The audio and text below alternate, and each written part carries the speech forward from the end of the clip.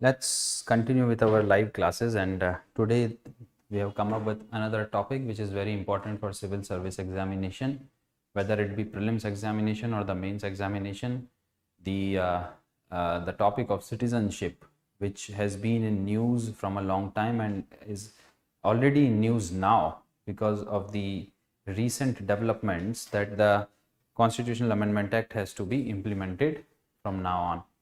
So let us delve into the basics of citizenship, what citizenship is, and how the citizenship is provided in India, and what is the difference between the citizenship which was provided at the commencement of the constitution and after the commencement of the constitution. Means during when the commencement of the constitution began, means the constitution commences. It was on 26th of January 1950.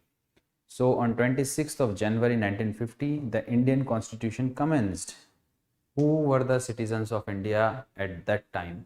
And later on, when the first act was made in 1955, the Citizenship Act of 1955, who became the citizen of India after that? And what changes does it bring into the citizenship aspects?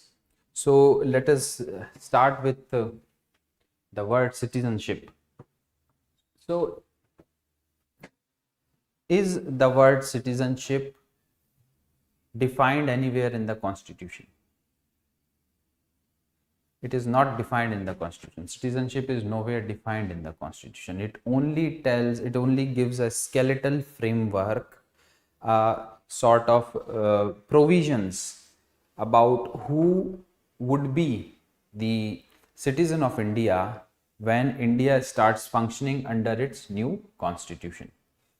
And the future aspect of citizenship were left to the parliament, the elected parliament, which will pass law and make law in order for people to acquire citizenship, clauses for termination of citizenship, cessation of citizenship, so on and so forth. So there were several basic articles in part 2 of the constitution.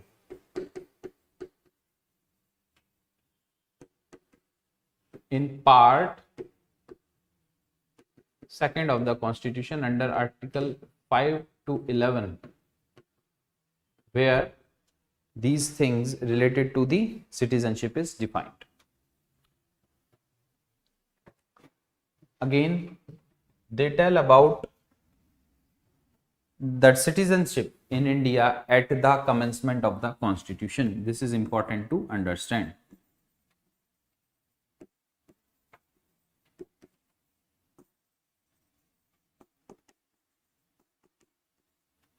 So who were the citizens of India on 26th of January 1950? The provisions in these articles talk about those whoever be the citizen of India from the 26th of January 1950. Under several articles such as article number 5, article number 6, article number 8, several conditions for registering yourself or by migration or by domicile, conditions have been provided under which a person can become the citizen of India. So for example, let's come up with article number 5. If we see, there were 3 ways in which you can acquire the Indian citizenship at that point. One was domicile. Second was through migration. And third was through registration.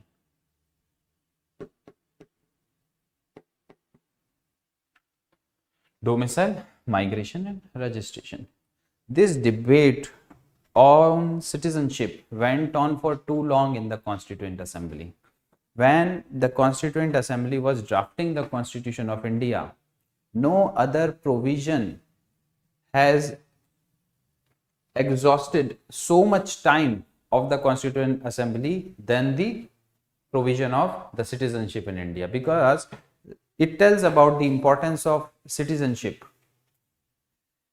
what privileges does a citizen have within a country?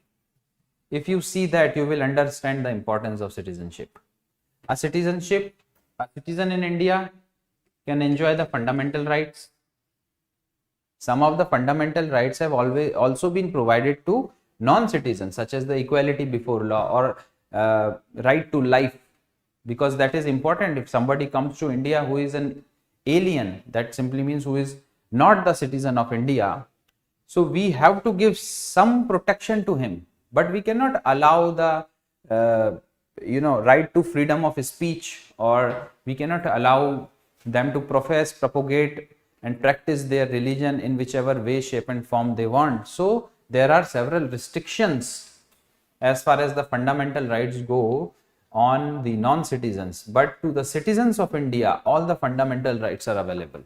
Fundamental rights under Article 15, under Article 16, under Article 19, right to freedom, all these important rights which are very much necessary for the evolution and to reach for the human being to reach its optimum stage, that has been given to the citizens of India. So it becomes very important to define the parameters through which a person can acquire the citizenship in the country.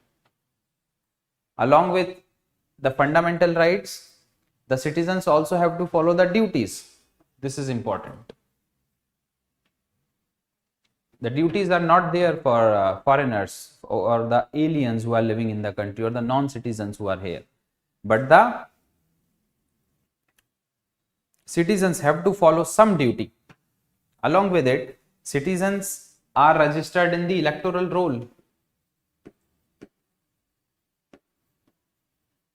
They are eligible to elect the government. If they are registered in the electoral roll, you can vote. If you are the citizen of India, this is one of the condition. If you are the citizen of India above 18 years of age, you will be in the electoral roll and you can elect your parliamentarians, your legislative assembly, your municipality or your local government, local panchayat members. तो ये जो vote देने का अधिकार है, ये भी citizens को दिया गया है, ये नॉन सिटीजन्स के लिए नहीं है. इसके अलावा देयर आर सेवरल ऑफिसेस जहां पर आपका इलेक्शन हो सकता है, where you can be elected. What are those offices? President, vice president, these offices, the governor of the state, these offices only if you are the citizen of India, you can be appointed or elected to these offices. You can also fight elections of member of parliament, of member of legislative assemblies. All these privileges are given to you when you are the citizen of the country. So that is the reason why citizenship has taken maximum time or the maximum debate in the Constituent Assembly, and even when they have given so much time in discussing this aspect, it was at the end left to the parliament to decide, because the consensus was not made and only provisions relating to the citizenship at the commencement of the constitution was written down in the Constitution of India.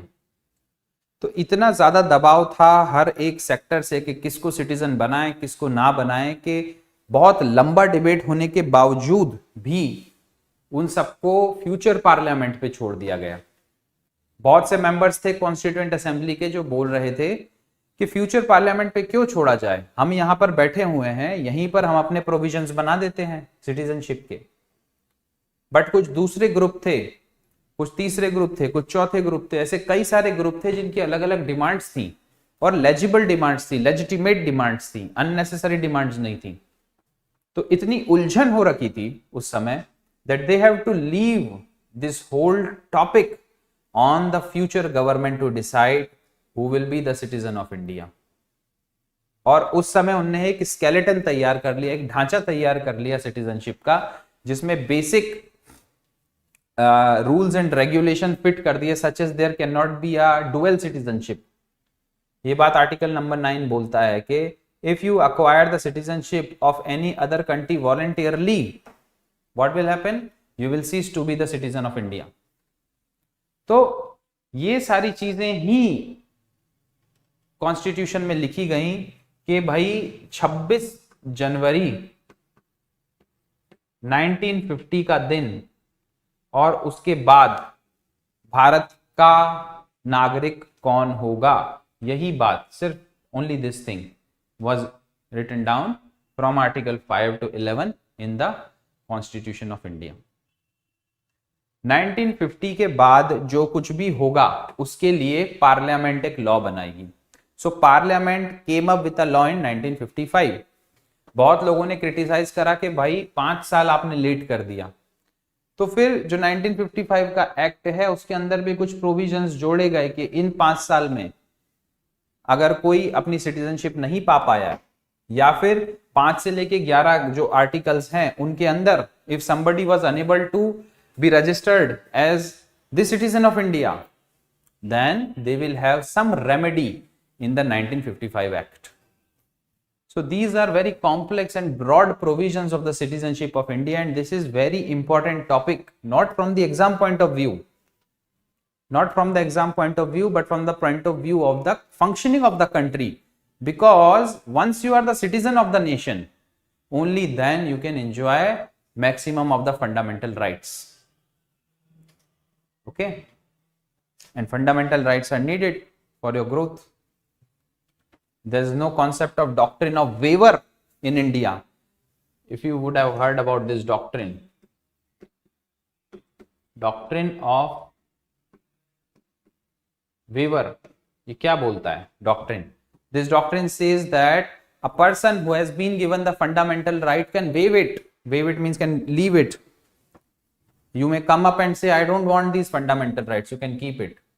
That means I do not want the right to go to the court if any of my fundamental rights have been infringed or abridged. But this concept, it is not practiced in Indian parlance. One of the judgment of the Supreme Court says that there is no right of the waiver of the fundamental rights is available to the Indian citizens. Although this is a very important doctrine in the United States, because they do have the right to waiver, they can waive their own fundamental rights, but in India we cannot.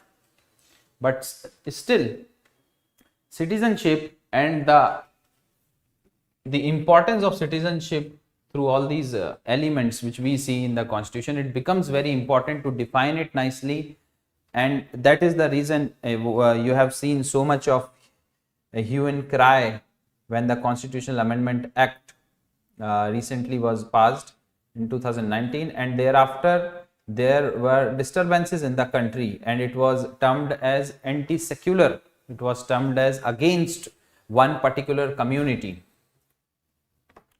So let's delve into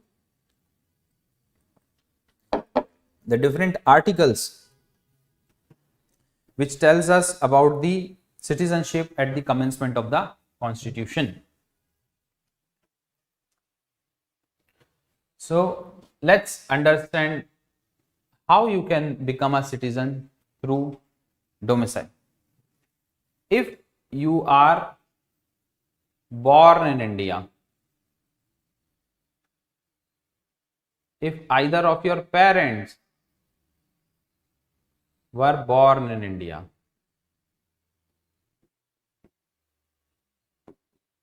or if you are ordinarily residing, in India for more than 5 years before the commencement of the Constitution, that means before which date? 26th of January 1950. Before this date, if you were residing in India for more than 5 years, then through domicile you can get the citizenship of India. Okay, see here, domicile means residence, and domicile, there is a difference between domicile and residence. Domicile is equal to residence, आप जहां पे रह रहे हैं, that is equal to domicile. Now this is what is the normal understanding of the word domicile, but this is not the case. Supreme Court in its judgment has told that domicile along with residence also means the intention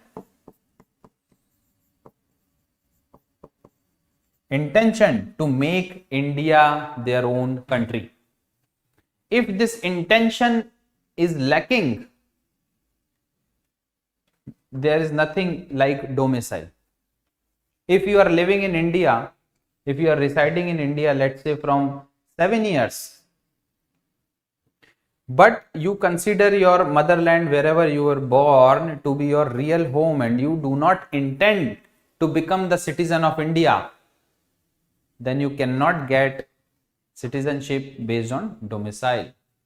There were many cases that time where the people from England or from other countries were living in India for more than 5 years, but they did not get the citizenship because they did not intend to become the citizen of India, and at a given date in future they would return back to their country. So they just wanted the citizenship of India for some time so that they can get all the benefits of being the citizen of India and they can live according to their own will till whichever time they want to live, and then they can leave for their own countries. So to reduce such cases, the definition of domicile, the interpretation of domicile was done by the Supreme Court, and it said along with residence you need to have intention to be the citizen of India, to live here in this country. So it is an important element, domicile. If you are born in this country, if your parents, either of your parents are born in this country, and if you are residing in this country, ordinarily residing for more than 5 years, you will get the citizenship of India by domicile. और ये कब की बात हो रही है? ये अपन की बात हो रही है उस समय की जब कॉन्स्टिट्यूशन का कमेंसमेंट होता है, मतलब 26 जनवरी 1950 के दिन से और उसके बाद से कौन कौन भारत का नागरिक होगा, उसके ये प्रोविजन। अगर आप भारत में पैदा हुए हैं, अगर आपके माता पिता में से कोई भी भारत में उनका जन्म हुआ है, और या फिर आप किसी बाहर के देश के भी हैं और आपका जन्म भारत में नहीं भी हुआ है, आपके पेरेंट्स का भी जन्म भारत में नहीं हुआ है, पर फिर भी अगर आप मोर देन 5 ईयर्स से इंडिया में रह रहे हैं with the intention to make India your own country, with the intention to get the citizenship of India, then you will be provided the citizenship of India. ये कब की बात है भाई? 26 जनवरी 1950 के दिन और उसके बाद से कौन कौन भारत का नागरिक होगा, ये बात उस समय की है, उस समय की है। ये सिटीजनशिप जो है वो तो उसी समय शुरू हुई थी ना। अपने जो पेरेंट्स हैं और जो ग्रैंड पेरेंट्स हैं और जो उनके पहले की जो जनरेशन है, उन सब ने वो देखा है कि देश आज़ाद हुआ, उसके बाद संविधान बना और उसके बाद संविधान लागू हुआ। तो जब ये सब चीज़ें चल रही थी उस समय से लेके अभी तक, ये इंडिया के सिटीजन्स ही तो हैं जो यहाँ रह रहे हैं। तो it was very important at that point to decide, in 1950 it was important to decide that who will be the citizen of India. That is why this decisions were made. इसलिए ये प्रोविजंस लाए गए कि भैया domicile के through या migration के through या रजिस्ट्रेशन के थ्रू आप भारत के नागरिक बन सकते हैं, है ना। तो डोमिसाइल के through, if you are born in India, either of your parents are born in India, and if you are residing in the country for more than 5 years, you will be considered the citizen of India. तो maximum लोग तो इसी के अंदर आ गए थे।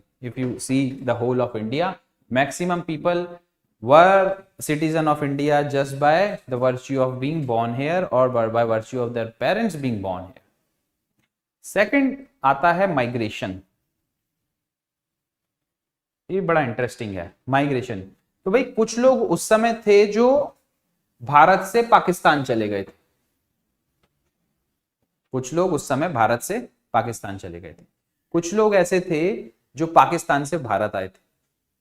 There were several people who migrated to Pakistan from India, and there were several people who migrated from Pakistan to India. तो जो लोग अंदर आ रहे हैं, whoever is coming to India, of course you want to make them the citizen of India. But what about the person who has went back, who have gone to Pakistan? Some of them have also came back. This is important. So it is important to understand these two conditions. There were two kind of people. There are two segments of people who were coming to India. भाई citizenship तो हम Indians को ही दे सकते हैं ना जो इधर हैं. The land which was then considered Pakistan, we cannot provide citizenship to them, and whoever is willing to go to Pakistan, their country, Pakistani government will give citizenship to them, not Indian citizenship, not the Indian government. So the issue with the Indian government was whoever is coming from Pakistan, we need to give them citizenship. So there were two kind of groups. One was who were directly migrating from Pakistan to India, who were coming from Pakistan to India. Second, who left India for Pakistan and then afterward decided to come back to India. ये दो group हैं. लेकर वो भी आए हैं जो पहले पाकिस्तान चले गए थे, ले दे के वो भी वापस आ गए हैं. तो ये दो ग्रुप हैं. दोनों इंडिया में आ रहे हैं, दोनों को सिटीजनशिप देनी है. दोनों माइग्रेशन कहलाएगा, है ना. सो दोनों माइग्रेशन कहलाएगा. तो ये क्लॉज क्या बोलता है? Either of your parents are born in India, or if you were born in India and if you are migrating from Pakistan to India, then you will be given the citizenship of India. Okay, but यहाँ पे कुछ थोड़ा सा twist है. अगर आपका migration 19th of July 1948 के पहले पहले है, that simply means 19 July 1948, 19th of July 1948 के पहले अगर आप इंडिया में आ गए हैं, या तो सीधा पाकिस्तान से माइग्रेट करके, या फिर आप इंडिया से गए और फिर वहां से माइग्रेट करके वापस आ गए. अगर आप इंडिया में आ गए हैं 19th of July 1948 के पहले पहले, तो आपको सिटीजनशिप डायरेक्ट मिल जाएगी. You will get direct citizenship if you have migrated to India from Pakistan before 19th of July 1948. On this date and after this date, you need to have a permit with you to enter India. Without that permit, you will not be allowed to enter India. That permit will be given by an officer appointed by the Indian government in Pakistan. And only upon knowing your intention to enter India for citizenship, not for some business, that the officer will provide you with the permit. That will be known as the permit for citizenship.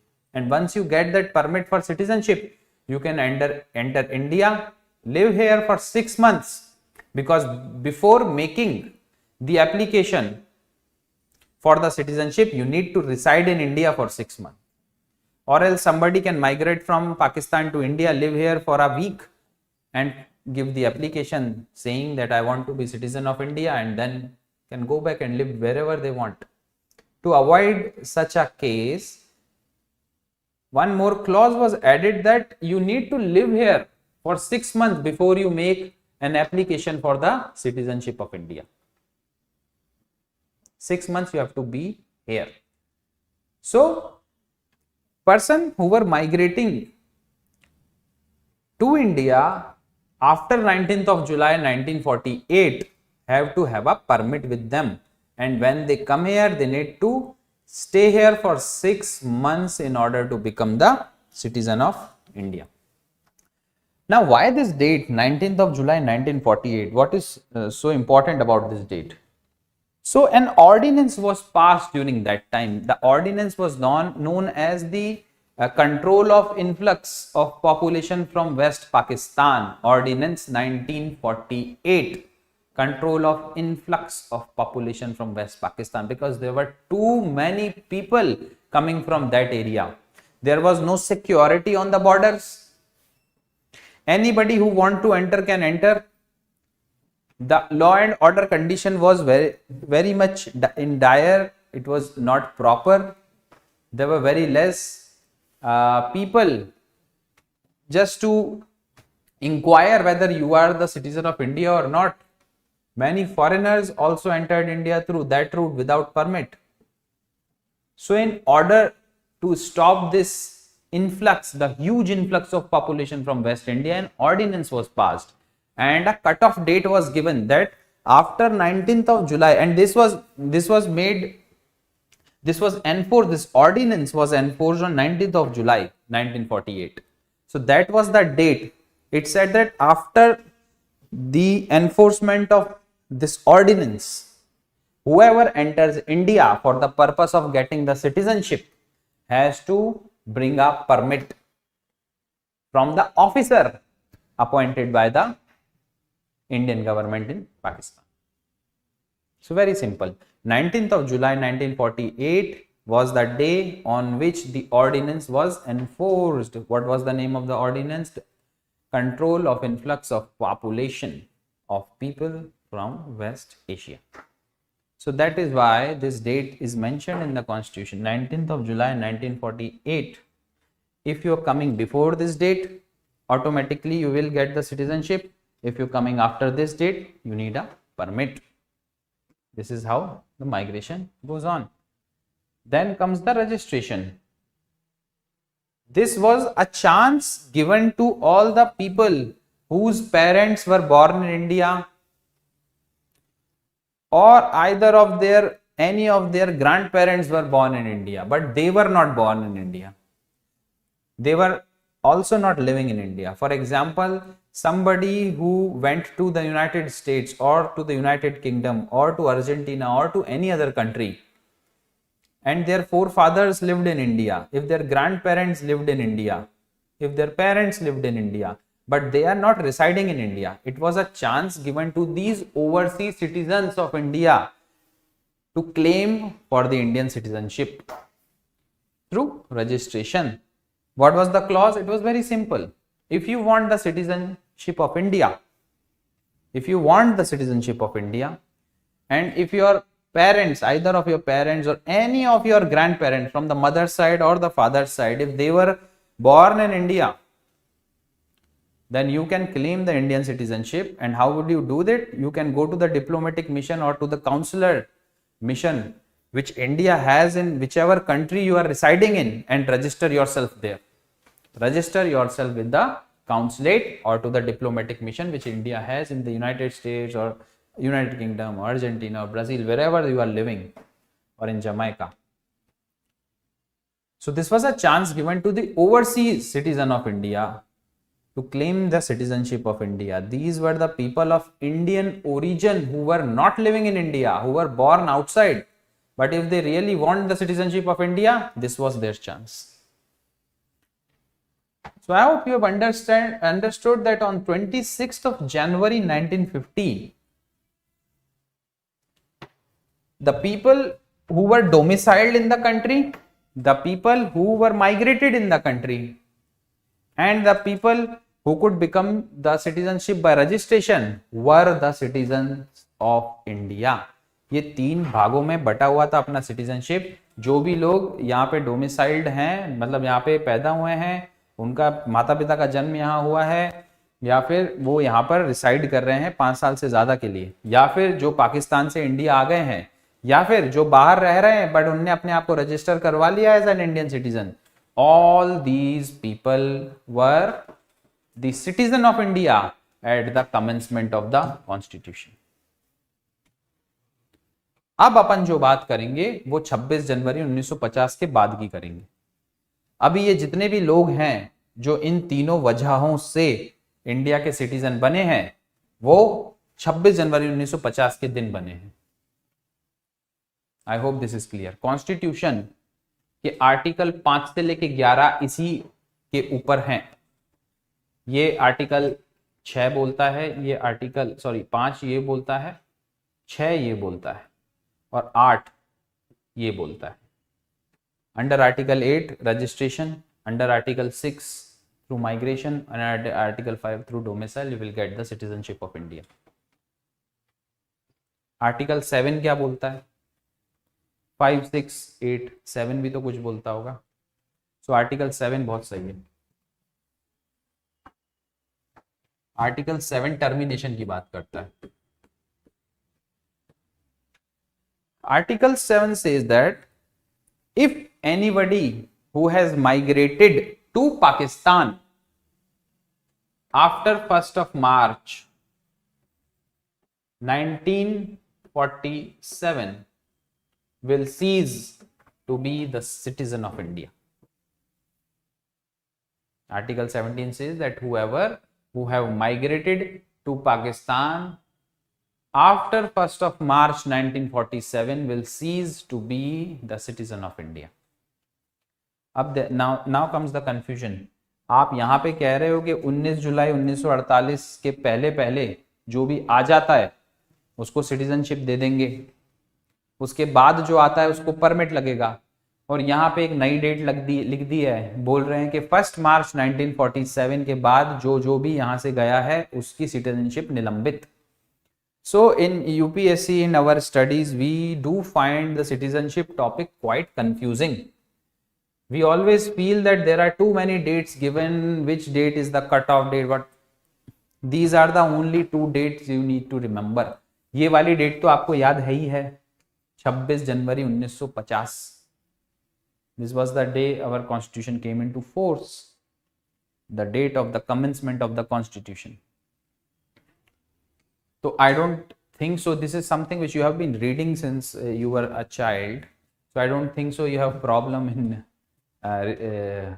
recalling this date. So the 2 dates which are important for you to understand is the 19th of July 1948, on which date the ordinance for control of influx of population from West Asia was passed. West Pakistan was passed. 2 Pakistan थे ना उस समय, east Pakistan which has now became Bangladesh after the 1971 war, and West Pakistan was the present day Pakistan. So West Pakistan से जो population enter कर रही थी उसको रोकने के लिए ये ऑर्डिनेंस पास हुआ था. 19th of July 1948 को पास हुआ था. यही कारण था कि ये डेट को कॉन्स्टिट्यूशन में मेंशन किया गया. एक दूसरी डेट मेंशन की हुई है, वो है 1 मार्च 1947. इस दिन के बाद जो भी पाकिस्तान गया उसकी सिटीजनशिप टर्मिनेट. वो not a citizen of India. He has gone to Pakistan or she has gone to Pakistan after 1st of March 1947 and ceased to be the citizen of India. But think about one situation. If they have gone after this date, and what if they decide to come back?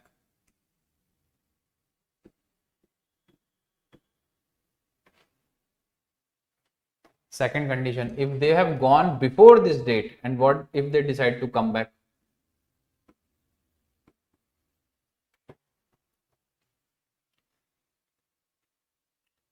इस date के पहले पहले अगर आप वापस आ गए घूम के फिर के आके तो आपको नेचुरल सिटीजनशिप मिल जाएगी. अगर आप इस डेट के पहले गए थे तो आपकी सिटीजनशिप को टर्मिनेट नहीं किया गया था. बट अगर आप इस डेट के बाद गए थे then you were ceased to be the citizen of India. So to make it more simplified, if you have gone to Pakistan, if you have migrated to Pakistan on 1st of March 1947, and if you are willing to come back, then if you come back before 19th of July 1948, you will automatically get the citizenship. But if you come back after 19th of July 1948, you need to have a permit. मतलब इस date के बाद जो कोई भी उस रास्ते से इंडिया में आ रहा था, they were not the citizens of India. That is why this ordinance was passed कि भाई उस जगह को वेस्ट पाकिस्तान से जो इन्फ्लक्स हो रहा है पॉपुलेशन को, they are not the citizens of India. So you have to just stop them from coming. 1948, 19th of July, so people who were entering from Pakistan, they were the citizen of Pakistan, but were coming here to seek for the citizenship of India, and that needs to be allowed. Also, the people who have gone out of India to Pakistan were also ceased to be the citizen of India, and while they were coming back, they wanted the Indian citizenship. That's why they were coming back. So we have come up with the two provisions that if you come up to India before 19th of July 1948, you will automatically be given the citizenship of India, but after 19th of July 1948, you need to have a permit with you. All the powers to decide the matters related with citizenship will be the power to decide for citizenship and to make law on citizenship under Article 11. Under Article 11 have been given to the Parliament. The Parliament is empowered under Article 11 to make any law related to acquiring of citizenship or termination of citizenship, related to Commonwealth citizenship, related to dual citizenship, whatever way of citizenship, only Parliament has the power to make laws on it. This is what Article 11 says. Article 10 also says that Parliament has the power to make any changes from Article 5 to Article 8.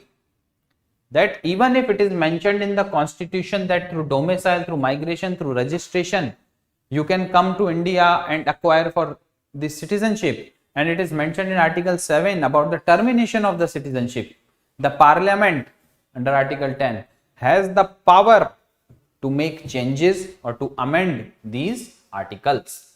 This is what is written in Article number 10. So I hope this thing is clear that at the commencement of the Constitution, who are or who were the citizens of India. Similarly, Article 9 talks about dual citizenship, which is not permitted.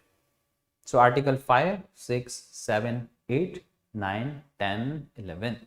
This is the part second of the Constitution.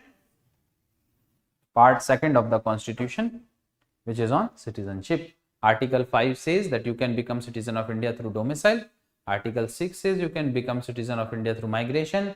Article 7 says that if you go out of India, migrate from India to Pakistan on 1st of March 1947, your citizenship will be terminated. Article 8 says that you can become the citizen of India through registration. This is a chance given to the overseas citizens of India. Article 9 says that dual citizenship is not allowed. Article 10 says that Parliament has the power to make changes in Article 5 to Article number 8, and Article 11 empowers the Parliament to make any provision for the future of citizenship in the country. So I hope this part of citizenship is clear to you. If you have any question, you can ask me. This is the provisions we had in our Constitution at the commencement of the Constitution for the citizenship, that on 26th of January 1950, who all will be considered as the citizen of India. 26 जनवरी 1950 के बाद कौन कौन citizen है, कौन नहीं है, citizenship कैसे acquire करनी है, सिटीजनशिप को कैसे टर्मिनेट करना है, ये सब का सब पार्लियामेंट बाय लॉ डिसाइड करेगी. अब पार्लियामेंट 26 के बाद 27 जनवरी 1950 को एक लॉ बना दे या फिर 5 साल वेट कर ले, ये पार्लियामेंट के ऊपर है. सो पार्लियामेंट ने क्या करा, लॉ 1955 में पास करा after 5 years. So the parliament and the government at that time was criticized because of it. So now let us come to the Citizenship Act of 1955.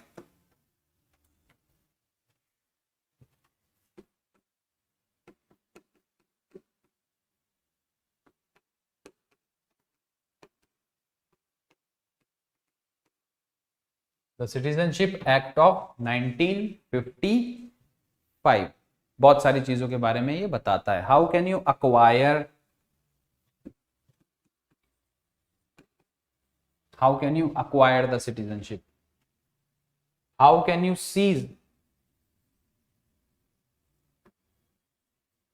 cessation of the citizenship, termination or deprivation,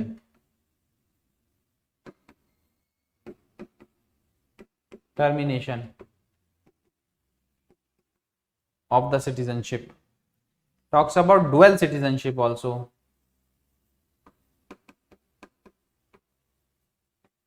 After it was being amended in 2003, when the overseas citizen of India card was allotted, they were not full-fledged citizen but the citizens of Indian origin.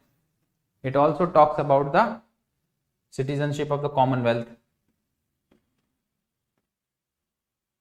Means whoever wants to become the citizen of India and the citizens and the people are from the Commonwealth countries, how will they acquire the citizenship of India? This is also been looked after by the Citizenship Act. So it is a comprehensive document on everything related to the citizenship in India. So how can you acquire citizenship in India by the 1955 Act? Through birth. Now whatever we are talking about here is after 26th of January 1950. 26 जनवरी के दिन 1950 में कौन कौन भारत का नागरिक था, ये बात इधर हो गई है. अब 26 जनवरी 1950 के बाद भारत का कौन कौन नागरिक है वो बात इधर होगी. Whoever is the citizen of India after 1950 26th of January, this act takes care of it. आज भी जो भी सिटीजन हैं इंडिया के, तो ये एक्ट अमेंड हुआ है अलग अलग जगह पे, but it is taken care of all the citizenship issues in India. So by birth, bye decent,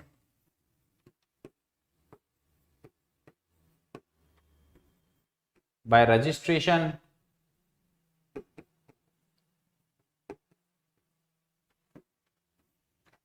bye naturalisation,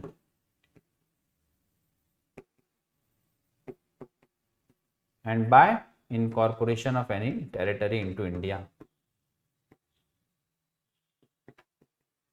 By incorporation of any territory into India. So by birth, if you are born in India, you can be the citizen of India. How simple. If you are born in India, you can be citizen of India. और फिर तो इस तरह से मान लीजिए एक tourist couple India में आया और उन्होंने यहाँ पर एक बालक को जन्म दिया, he will also be the citizen of India. If you are born in India, you are citizen of India. So is it allowed? These are the little nuances this act has, that who needs to be allowed and who needs not to be allowed to be the citizen of India. So you can be citizen of India after the commencement of the Constitution. Okay, if you were born in India and if either of your parents were born in India, but there is also an exception given. If somebody's father is on diplomatic mission here,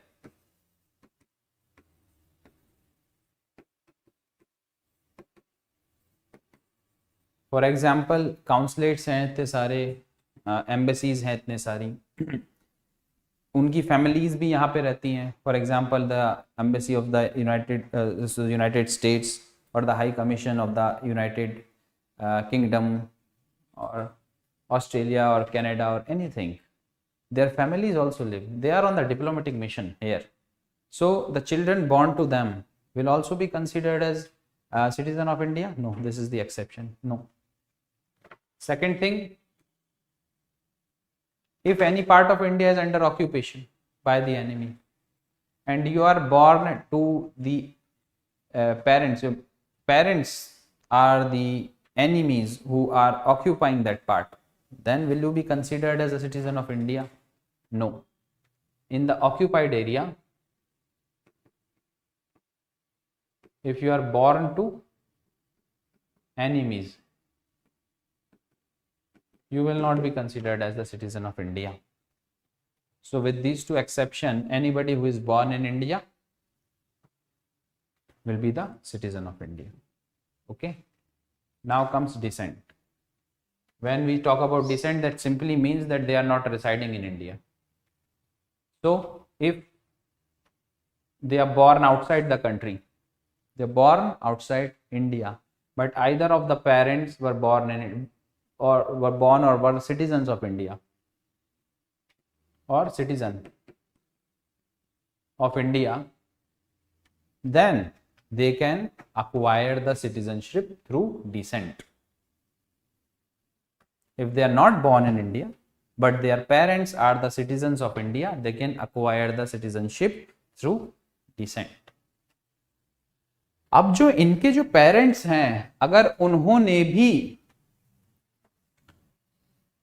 citizenship decent के through ही पाई है, मतलब वो generation से ही किसी विदेशी देश में रह रहे हैं, बट इंडिया की सिटीजनशिप उन्हें मिलती जा रही है थ्रू दिस डिसेंट वाला clause, through descent you can acquire the citizenship of India.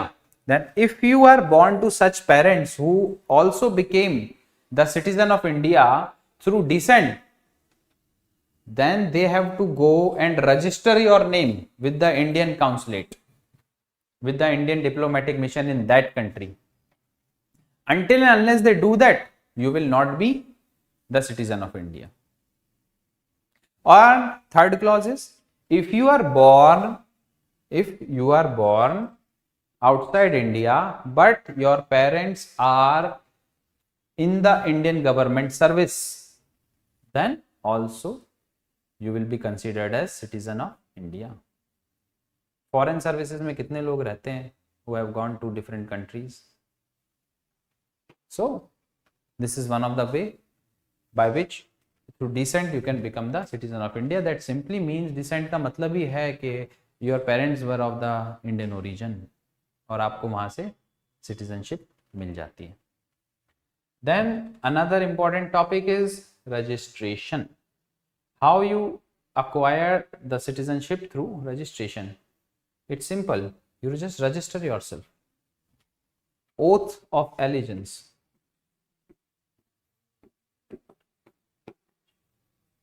Needs to be made.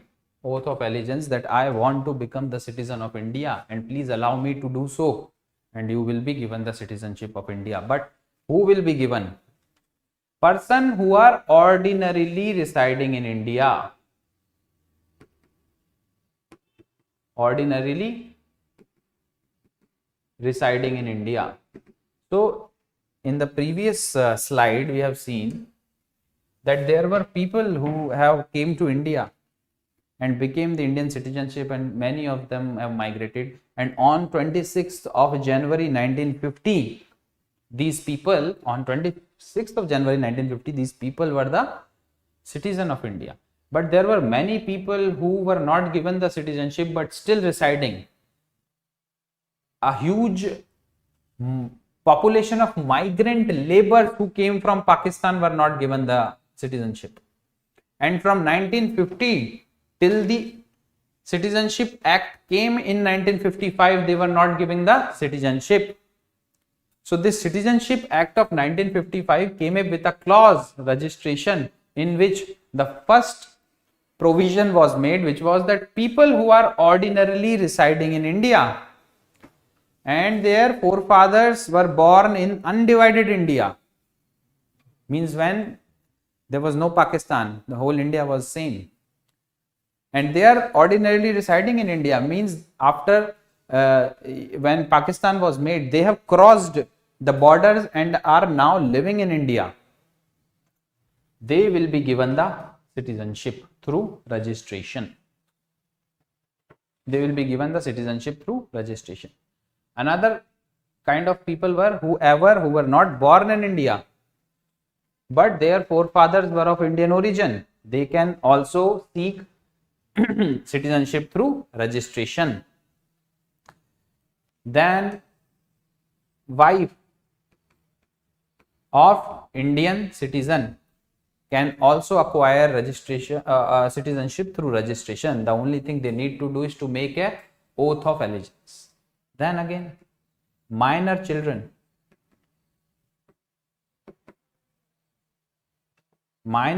of the Indian citizens, they can also acquire citizenship through registration. These are all people who are not living in India but want the citizenship. भाई आपने किसी से शादी कर ली who is not a citizen of India. एक लड़के ने शादी कर ली, let's say the girl was a citizen of the United Kingdom. और फिर क्या होगा? Through registration, the wife of the Indian citizen can get citizenship of India. अब आपने शादी कर ली, आप ब्रिटेन में रह रहे हैं, आपके बच्चों का क्या होगा? Minor. They can also get the citizenship of India by registration. And last, the citizens of Commonwealth nations. If any of the citizens of the Commonwealth nations want citizenship of India, they can take the citizenship of India through registration. Registration का एक provision है जिससे Commonwealth nation के citizens जो हैं वो Indian citizenship ले सकते हैं. बट इधर एक कंडीशन है, there is a condition attached to it. The condition is simple, that their country must allow the Indian citizens to become citizen through registration. And if their country do not allow Indian citizen to become citizens through registration, India will also not allow them. For example, Australia is a member of Commonwealth, and if it doesn't allow Indians to become Australian citizens through registration, then India will also not allow Australian citizens to become Indian citizens through registration. So बराबर game होना चाहिए. हम आपको citizen बनने के लिए allow करेंगे through registration if you are from the commonwealth nation, but फिर आपकी कंट्री भी हमको अलाउ करना चाहिए सिटीजनशिप बनने का, सिटीजनशिप लेने के लिए through registration. I hope this things, these are the 5 heads under which the whole citizenship through registration provision is based on. Then comes naturalization. Think about a person who is not from the Commonwealth of Nations and wants the citizenship of India. So through naturalization, they can take the citizenship of India. Also, there are other provisions inside this naturalization, and the other group of people, if they want the citizenship of India, they can take it. A person who has been residing in India from 7 years, out of those 7 years, he has worked for the government for 4 years. And before applying for the citizenship through naturalization, he has been working for the government from 12 months, can also seek for the citizenship of India through naturalization. So all the people who are not in the Commonwealth of Nation and wants the citizenship of India can acquire it through naturalization. There are several clauses to it. You need to live in the country for 7 years continuously, and before making a application, you must be here for about 12 months continuously. Then comes another provision, which is incorporation of territory. If India incorporates any territory in its neighborhood or a distant neighborhood, the parliament is empowered to give citizenship to people who are residing on that territory just by the virtue of their link with this territory. अब इतना बड़ा India है, let's say कोई एक टापू India ने incorporate करा India के अंदर. अब उस टापू पे 50,000 लोग रहते थे. उन 50,000 लोगों का क्या होगा? Can they become the citizen of India? Yes, if the parliament decides so, they can become the citizens of India. क्या basis है? Their link with that island. So this is how the citizenship thing works. In 2003, dual citizenship concept also came up when the act was amended, and whoever the people who were of Indian origin who were living in foreign countries were given the OCI card, Overseas Citizen of India card. What did this allow? See, if you have to come to India after a particular period of time, you have to go to the police station to report all those little nuances and little difficulties which people used to face. They were all eliminated by this Overseas Citizen of India card. They were almost became half citizens of India. Only few of the categories were not allowed to them, such as they cannot fight elections in India, they cannot vote in India, they cannot become presidents and prime ministers in India, they cannot become governor in India, all these things, except every other facility which is given to the citizens were extended to Overseas Citizen of India.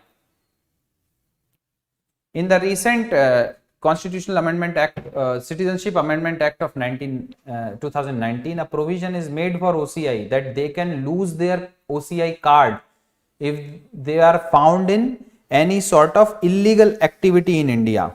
If they are doing any kind of illegal activity, major or minor offences, then their OCI card holdership can be taken back. This is the dual. Then Commonwealth citizenship we have already seen. So if somebody voluntarily takes the citizenship of another country, he will cease to be the citizen of India. But that will be decided by the parliament, whether to take the citizenship of that person or not. Also, during the war time, if some person is helping the enemies, if somebody acquires the citizenship in India through naturalization or registration, and within 5 years he have been imprisoned for 2 years, 2 years of imprisonment has been done within 5 years of him acquiring the citizenship of India. In such cases, the citizenship can also be terminated. Their citizenship can be snatched from them. If you are residing outside India from 7 years continuously, then also in such a case your citizenship can be terminated. So this is it, and we just want to see a little bit of CAA, Citizenship Amendment Act. So Citizenship Amendment Act, there has been huge controversy over this Citizenship Amendment Act. What does it do? Citizenship Amendment Act give amnesty to 6 religions,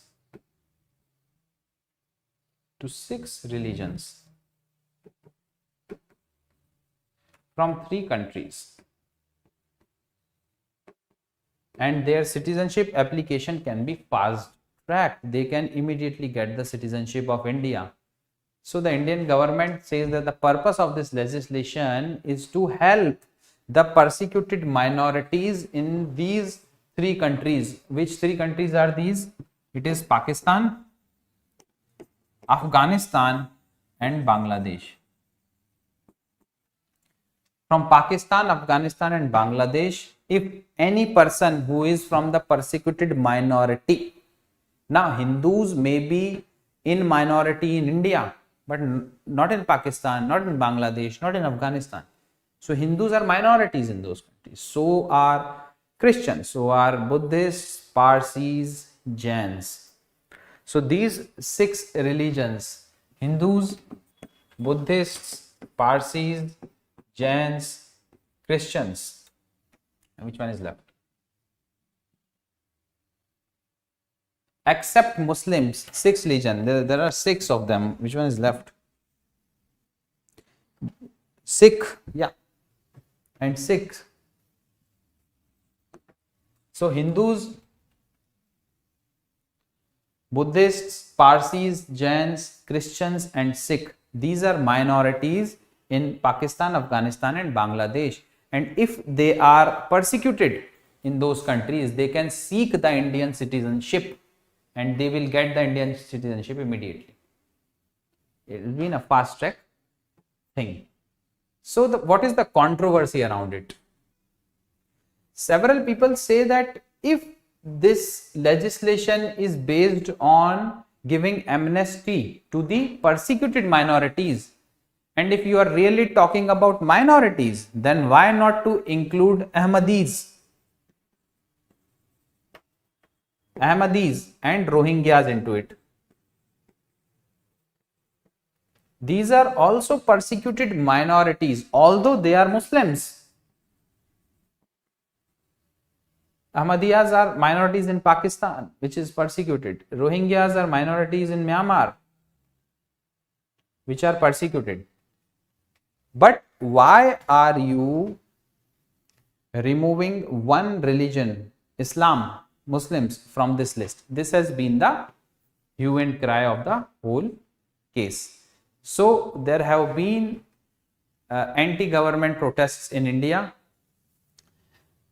Also, it has been told by many political scientists that this legislation hurts the secular character of the country. India, being a secular nation, must not come up with any legislation which discriminates, or we shall say makes the faith or religion as the basis of citizenship. So this has been the major argument from the other side, that religion or faith must not become the basis for citizenship, and if you are providing amnesty to the persecuted minorities, then why not provide to Ahmadis in Pakistan and Rohingyas in Myanmar? That will settle the whole issue. So this is all about citizenship, which we have to see for your upcoming examination. And if you have any doubt, you can ask the question.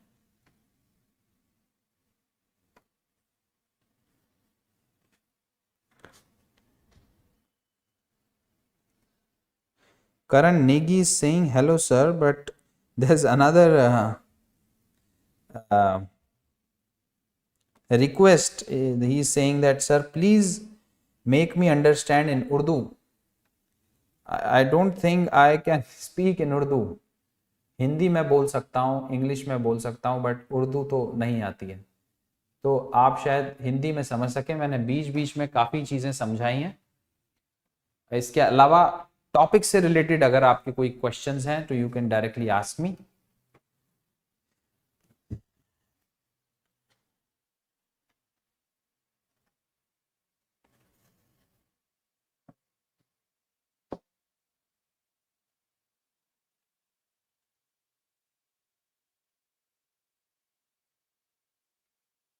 So I hope let's end this topic here.